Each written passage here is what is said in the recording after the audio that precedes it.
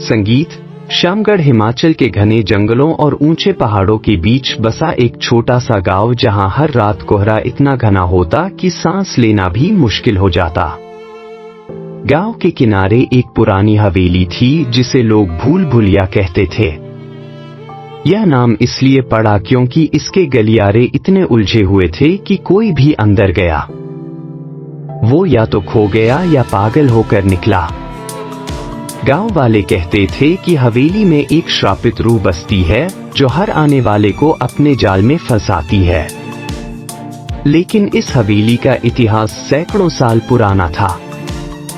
जब राजा विक्रमादित्य और उनकी सुंदर रानी चंद्रावती ने इस जगह को अपने प्यार का गवाह बनाया था। यह कहानी उसी हवेली, राजा विक्रमादित्य, रानी चंद्रावती और एक आधुनिक नौजवान सिद्धार्थ की है, जो सच की तलाश में इस श्रापित हवेली में कदम रखता है। सिद्धार्थ एक 28 साल का पत्रकार दिल्ली की भागदौड़ भरी जिंदगी से तंग आ चुका था। उसका दिल हमेशा कुछ अनोखा ढूंढता था, कुछ ऐसा जो उसे जीने का मकसद दे। एक दिन अपने पुराने दोस्त विक्रम के घर पर उसे एक प्राचीन डायरी मिली। डायरी में श्यामगढ़ की भूल भुलैया हवेली का जिक्र था। विक्रम के पिता, जो एक इतिहासकार थे, उन्होंने लिखा था कि यह हवेली राजा विक्रमादित्य की थी, जिन्होंने अपनी रानी चंद्रावती के लिए इसे बनवाया था। लेकिन एक श्राप ने इस हवेली को तबाह कर दिया। हवेली में एक आईना है जो हर किसी का सच दिखाता है, पर उस सच की कीमत उसकी जिंदगी हो सकती है। सिद्धार्थ के मन में उत्सुकता जगी। वो राजा विक्रमादित्य के बारे में जानता था, एक महान और निडर राजा जिनकी कहानियां साहस और रहस्य से भरी थी।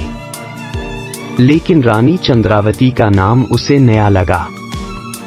डायरी में लिखा था कि चंद्रावती इतनी सुंदर थी कि उनकी एक झलक के लिए लोग अपनी जान दे देते थे। लेकिन उनकी सुंदरता ही उनके लिए श्राप बन गई। सिद्धार्थ ने सोचा, यह आईना क्या है और यह सच क्या है। उसने बैग पैक किया और श्यामगढ़ के लिए निकल पड़ा। रास्ता कठिन था। बस से उतरने के बाद उसे जंगल के बीच पैदल चलना पड़ा। रास्ते में एक बूढ़ी औरत मिली जिसके चेहरे पर डर और रहस्य था। उसने सिद्धार्थ को रोका और कहा, बेटा, भूल भुलैया में मत जाना। वहां रानी चंद्रावती की रूह भटकती है।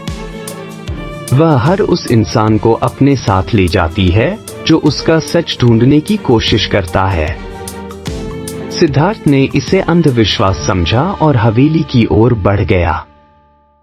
हवेली गांव से दूर एक सुनसान टीले पर खड़ी थी। इसका दरवाजा पुराना और भारी था, जैसे सैकड़ों सालों से कोई उसे छू ना सका हो। सिद्धार्थ ने दरवाजा खटखटाया पर कोई जवाब नहीं आया। उसने धक्का दिया और दरवाजा चरमराते हुए खुल गया। अंदर एक विशाल हॉल था जिसकी दीवारों पर राजा विक्रमादित्य और रानी चंद्रावती की पुरानी तस्वीरें लटकी थी। रानी चंद्रावती की तस्वीर देखकर सिद्धार्थ ठिठक गया। उनकी आंखें इतनी गहरी थी कि लगता था वह जीवित हैं। हॉल में एक झाड़ फानूस लटक रहा था जो बिना बिजली के हल्की सी रोशनी दे रहा था। सिद्धार्थ को लगा जैसे कोई उसे देख रहा हो। सिद्धार्थ ने डायरी में पढ़ा था कि हवेली के सबसे ऊपरी कमरे में वो आईना है जो सच दिखाता है। वो घुमावदार सीढ़ियों से ऊपर चढ़ा। हर कदम पर एक अजीब सी फुसफुसाहट सुनाई देती थी, जैसे कोई उसका नाम पुकार रहा हो। ऊपरी कमरे में एक भारी लकड़ी का दरवाजा था जो आधा खुला था। अंदर एक बड़ा सा आईना था जिसका फ्रेम सोने और चांदी से जड़ा था। आईना इतना साफ था कि उसमें सिद्धार्थ का चेहरा साफ दिख रहा था। वो आईने के सामने खड़ा हुआ। पहले तो सब सामान्य था, लेकिन फिर आईने में उसका चेहरा बदलने लगा। उसकी आंखों के नीचे काले घेरे बन गए। उसका चेहरा थका हुआ लगने लगा और तभी उसके पीछे एक और चेहरा उभरा। रानी चंद्रावती का चेहरा। उनके लंबे काले बाल हवा में लहरा रहे थे। आंखें लाल थी और होठों पर एक डरावनी मुस्कान थी। सिद्धार्थ के मुंह से चीख निकल गई। वो पीछे मुड़ा लेकिन वहां कोई नहीं था। आईने में फिर से सिर्फ उसका चेहरा था। यह क्या था? उसने खुद से पूछा। तभी एक ठंडी आवाज गूंजी। सिद्धार्थ, तू मेरे सच को ढूंढने आया है, ऐ ना? आवाज इतनी गहरी थी कि सिद्धार्थ के रोंगटे खड़े हो गए। उसने हिम्मत करके पूछा, आप रानी चंद्रावती हैं? आपको क्या चाहिए? जवाब आया, मेरा सच और मेरी मुक्ति। आईने में एक मंजर उभरा। सिद्धार्थ ने देखा एक भव्य दरबार में राजा विक्रमादित्य और रानी चंद्रावती बैठे हैं। विक्रमादित्य का चेहरा गंभीर था, लेकिन चंद्रावती की आंखों में उदासी थी। मंजर बदला और सिद्धार्थ ने देखा कि एक रात चंद्रावती को किसी ने मार डाला। हत्यारा एक आदमी था जिसका चेहरा धुंधला था, लेकिन उसकी आंखों में क्रूरता थी। सिद्धार्थ का दिल जोर जोर से धड़कने लगा। तभी उसने एक और मंजर देखा। उसकी मां मालती जो उसी गांव में मारी गई थी। सिद्धार्थ समझ नहीं पा रहा था कि यह सब क्या है। आईना उसे उसका सच दिखा रहा था, लेकिन इसमें राजा विक्रमादित्य और रानी चंद्रावती का क्या रिश्ता था? उसने डायरी में और पढ़ा। डायरी में लिखा था कि राजा विक्रमादित्य एक निडर और न्यायप्रिय राजा थे, जिन्होंने श्यामगढ़ को अपनी राजधानी बनाया था। रानी चंद्रावती उनकी पत्नी थी, जिनकी सुंदरता पूर्णिमा के चांद से भी ज्यादा थी। लेकिन उनकी सुंदरता ने एक दुष्ट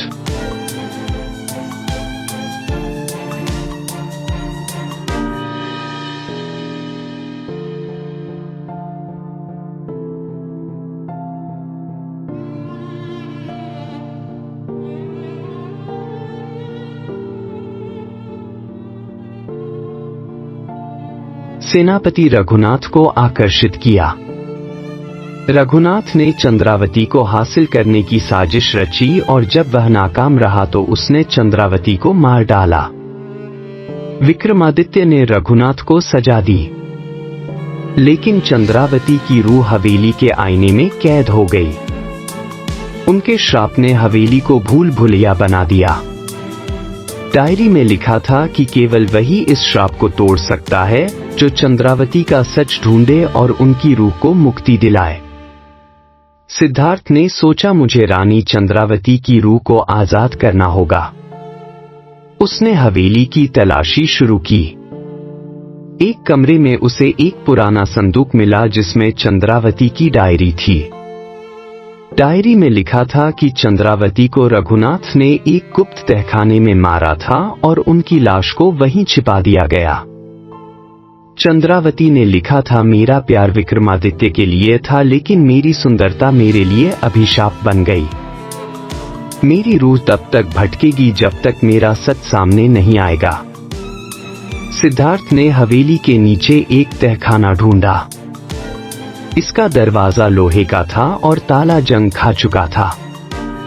उसने एक पत्थर से ताला तोड़ा और अंदर गया। वहां एक कंकाल था जिसके गले में चंद्रावती का हार लटक रहा था। सिद्धार्थ के हाथ कांपने लगे। उसने कंकाल को बाहर निकाला और हवेली के बाहर एक बगीचे में दफन कर दिया। जैसे ही उसने आखिरी मिट्टी डाली, एक जोरदार हवा का झोंका आया और हवेली के सारे दरवाजे खुल गए। रानी चंद्रावती की रूह एक रोशनी के रूप में उसके सामने प्रकट हुई। शुक्रिया सिद्धार्थ, उन्होंने कहा, तूने मुझे मुक्ति दी, लेकिन सावधान, मेरा श्राप अभी पूरी तरह टूटा नहीं है। वह गायब हो गई। सिद्धार्थ के मन में एक सवाल उठा। श्राप पूरी तरह टूटा क्यों नहीं? सिद्धार्थ को तहखाने में एक लॉकेट मिला जिसमें उसकी मां मालती की तस्वीर थी। वह हैरान था। उसने शहर लौटकर खोज शुरू की और पता चला कि मालती श्यामगढ़ की थी और रानी चंद्रवती की वंशज थी। वह दिल्ली से फिर वापस आया तो उसे बूढ़े रामू काका मिले। उसने उन्हें अपनी कहानी सुनाई। उसने हवेली में हुए डरावने अनुभव, रानी चंद्रवती की रूह और उस लॉकेट का जिक्र किया। रामू काका की आंखें सिकुड़ गई। उन्होंने गहरी सांस ली और बोले, बेटा तूने जो किया वो कोई साधारण बात नहीं है। रानी चंद्रवती की रूह को मुक्ति देना एक बड़ा काम है। लेकिन रमेश सिंह वो इस गांव का सबसे खतरनाक आदमी है। रमेश सिंह कौन है? सिद्धार्थ ने उत्सुकता से पूछा। रामू काका ने दीवार की ओर देखा जैसे कोई पुराना दर्द याद आ गया हो। रमेश सिंह उसी रघुनाथ सिंह का वंशज है जिसने रानी चंद्रवती को मारा था। उसी का खून रमेश में भी दौड़ता है। वो गांव का सबसे अमीर और ताकतवर आदमी है। लोग उससे डरते हैं क्योंकि जो उसका विरोध करता है वो गायब हो जाता है। सिद्धार्थ का चेहरा गंभीर हो गया। क्या रमेश सिंह ने मेरी मां की हत्या की थी? रामू काका ने सिर झुका लिया। मालती वो एक बहादुर औरत थी। उसने रमेश के काले कारनामों का पर्दाफाश करने की कोशिश की थी।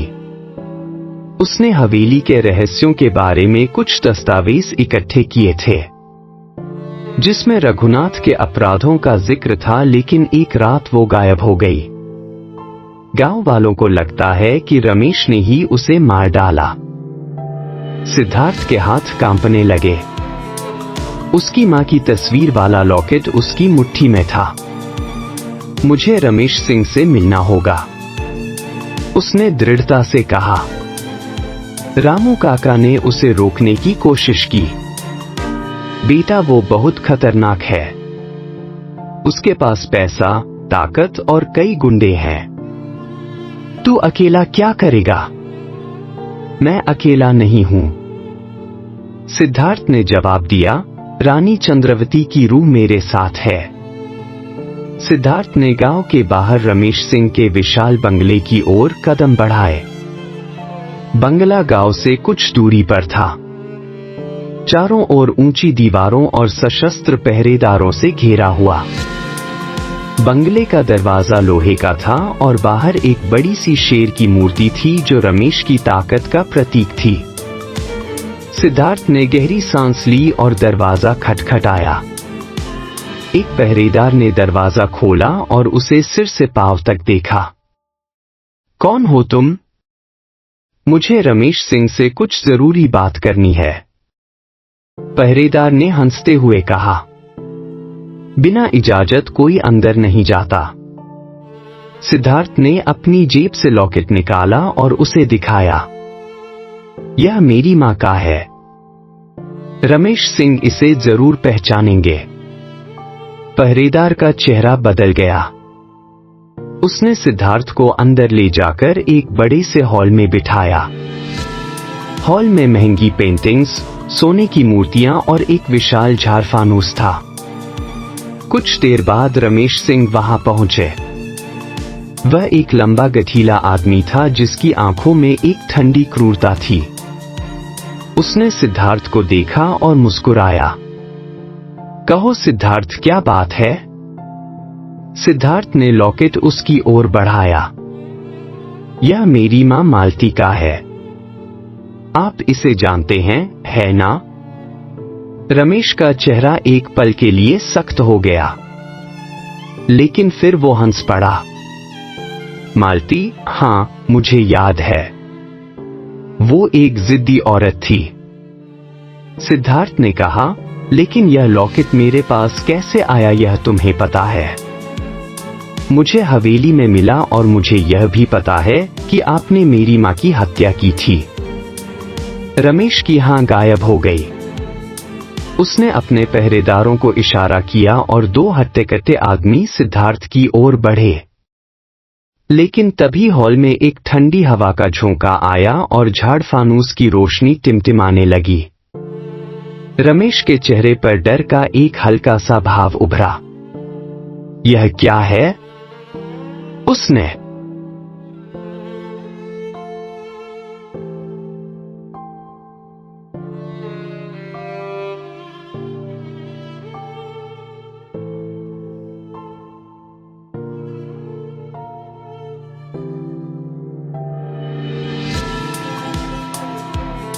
गुस्से में कहा। सिद्धार्थ ने महसूस किया कि रानी चंद्रावती की रूह वहां मौजूद थी। उसने हिम्मत जुटाकर कहा, रमेश सिंह, तू रघुनाथ का वंशज है। तूने मेरी मां को मारा जैसे रघुनाथ ने रानी चंद्रावती को मारा था। लेकिन अब यह श्राप तेरा पीछा नहीं छोड़ेगा। रमेश ने जोर से ठहाका लगाया। श्राप? यह सब बकवास है। तुम्हारे पास कोई सबूत नहीं है। सिद्धार्थ ने अपनी जेब से एक पुरानी डायरी निकाली जो उसे तहखाने में मिली थी। यह रघुनाथ की डायरी थी जिसमें उसने अपने अपराधों का जिक्र किया था।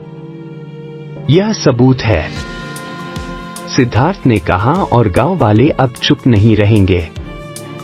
रमेश का चेहरा लाल हो गया। उसने अपने पहरेदारों को सिद्धार्थ को पकड़ने का इशारा किया। लेकिन तभी हॉल में एक तेज चीख गूंजी। रानी चंद्रावती की रूह एक चमकती रोशनी के रूप में प्रकट हुई। उसकी आंखें रमेश पर टिकी थी। रमेश सिंह, उसकी आवाज हॉल में गूंजी। तूने मेरे वंश को खत्म किया। अब तेरा अंत नजदीक है। रमेश घबरा गया। उसने अपनी जेब से बंदूक निकाली लेकिन उसकी उंगलियां कांप रही थी। सिद्धार्थ ने मौका देखकर डायरी रमेश के सामने फेंक दी। यह तुम्हारा सच है, उसने कहा, और सच हमेशा सामने आता है।